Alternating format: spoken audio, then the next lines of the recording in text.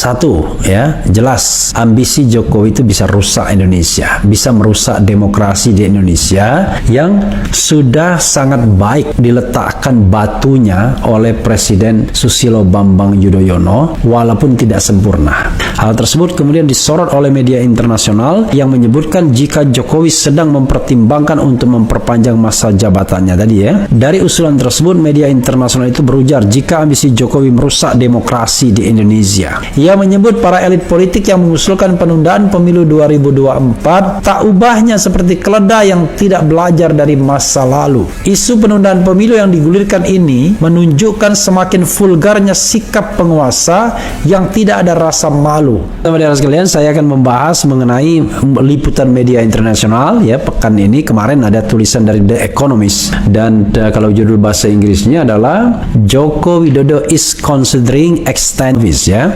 Bahwa Presiden Jokowi katanya mempertimbangkan untuk memperpanjang masa jabatannya. Indonesia's president is contemplating an assault on his country's democracy. Jadi ini bahaya, ya, karena ini bisa membahayakan bagi demokrasi di Indonesia, ya, karena 2 periode. Nah, itu bedanya Jokowi sama SBY. Nanti saya akan muat juga. Tapi coba kita bacakan yang diberitakan oleh keuangannews.id, saudara sekalian, ya. Presiden disorot media internasional, ambisi Jokowi dianggap rusak Indonesia, ya. Oke. Keuangannews.id, sebagaimana dilansir keuangannews.id, ya, hari ini media internasional menyorot ambisi Presiden Joko Widodo Jokowi yang dianggap merusak Indonesia. Ambisi tersebut berkaitan dengan kampanye sejumlah relawan Jokowi yang mengusung orang nomor 1 di Indonesia itu untuk memperpanjang masa jabatannya. Hal tersebut kemudian disorot oleh media internasional yang menyebutkan jika Jokowi sedang mempertimbangkan untuk memperpanjang masa jabatannya tadi, ya. Dari usulan tersebut, media internasional itu berujar jika ambisi Jokowi merusak demokrasi di Indonesia. Jadi tadi judul dan subjudulnya tadi, ya. Pasalnya jika merunut pada UUD 1945, Jokowi sudah tidak bisa lagi untuk memperpanjang masa jabatannya yang sudah memimpin Indonesia selama 2 periode. Dalam UUD 1945, kepala negara dibatasi hanya bisa memimpin maksimal 2 periode dengan masing-masing periode menjabat selama 5 tahun. Menanggapi tulisan dari media internasional mengenai ambisi Jokowi, pengamat politik Rocky Gerung menilai jika bahasa yang digunakan cerdas. Jadi sebetulnya itu suatu bahasa yang biasa dipakai oleh wartawan yang cerdas untuk membuat sinopsi dari keadaan Indonesia.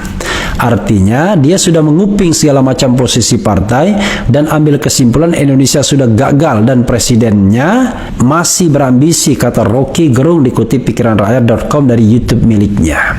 Ambisi Jokowi tersebut dianggap menjadi tanda jika kepala negara tidak memiliki kemampuan lagi untuk menyeberangkan Indonesia. Luar biasa, ya, menyeberangkan Indonesia. Apalagi kalau edisi berikut dia lihat Presiden memarahi anak buahnya di depan publik. Bukan sekadar jadi sinyal buruk bagi peradaban manajemen kekuasaan, tapi sinyal buruk di luar negeri, ujar Rocky Gerung. Kita diintai terus kelemahannya di mana. Ekonomis media internasional sudah membocorkan kelemahan Presiden. Presiden tetap berambisi walaupun tidak mampu, ucapnya lagi, ya. Bisa dilihat dari Ekonomis, ya. Memang nggak bisa diklik semua kalau kita tidak berlangganan, ya. Gitu. Jadi who can forget that moment 8 years ago when a slight former furniture salesman with a winning grin rose to the presidency of Indonesia, ya. Jadi siapa yang bisa melupakan momen ketika 8 tahun yang lalu, ya, mantan tukang kayu, tukang penjual furniture, ya, yang ya sedikit berperawakan kurus, ya, slim gitu, memenangkan Camden City's mayor from where his reputation for rolling up his sleeves and fixing problem had propelled him to the governorship of Jakarta, ya. Jadi dia menceritakan ya ini semua sudah tahu, ya, dari Solo ke Jakarta karena dianggap berhasil, ya, modal dari Solo itu ke Jakarta dan dari Jakarta ke Indonesia 8 tahun yang lalu. Belum 8 tahun sesungguhnya, ya, masa jabatannya, tetapi pemilihan presidennya kan kira-kira kalau tidak salah, ya, bulan April, ya. Jadi kalau April, ya, benar 8 tahun yang lalu. lalu, karena April 2019 ya. April 2014 ya. Sekarang kan April 2022 hampir. Jadi sobat era sekalian, hal yang perlu kita garis bawahi dan kita kritik ya dari Presiden Jokowi dalam konteks ini adalah satu ya, jelas ambisi Jokowi itu bisa rusak Indonesia, bisa merusak demokrasi di Indonesia yang sudah sangat baik diletakkan batunya oleh Presiden Susilo Bambang Yudhoyono walaupun tidak sempurna. Mengapa saya katakan demikian? Karena SBY adalah presiden pertama yang bisa sempurna masa jabatannya. Presiden pertama Bung Karno di-impeach. Presiden yang kedua Soeharto mengundurkan diri. Presiden yang ketiga Habibie hanya menjabat 1 tahun meneruskan jabatan Presiden Soeharto, walaupun sebenarnya bisa menjabat sampai 2002, tapi dia memilih untuk mempercepat pemilu. Presiden ketiga Gus Dur di-impeach. Presiden keempat Megawati Soekarno Putri.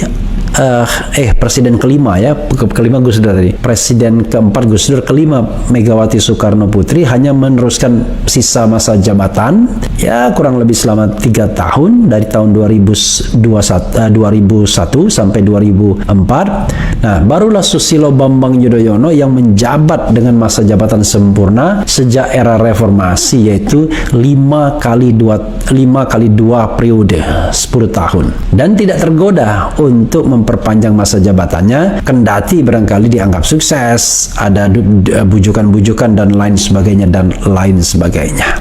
Nah, berbeda sekali dengan kondisi yang kita hadapi hari ini. Tiba-tiba ada mobilisasi di mana-mana mengenai ketaatan relawan Jokowi untuk ikut komando Jokowi di 2024. Komando apa lagi yang diharapkan, ya kan? Dan kenapa harus dimobilisasi? Justru yang kita harapkan adalah Presiden Jokowi berkonsentrasi menyelesaikan masa jabatannya sampai 2024, terutama mengurangi dampak buruk akibat misalnya mismanagement pemerintahannya dan mempertahankan hal-hal yang baik tentunya. Nah, itu yang paling penting, sehingga nanti ketika ada estafet kepemimpinan, presiden yang baru tidak mewarisi kerusakan-kerusakan parah yang tidak bisa diperbaiki atau perlu waktu untuk memperbaikinya. Ya, seperti utang luar negeri, proyek yang mangkrak misalnya, soal IKN dan lain sebagainya.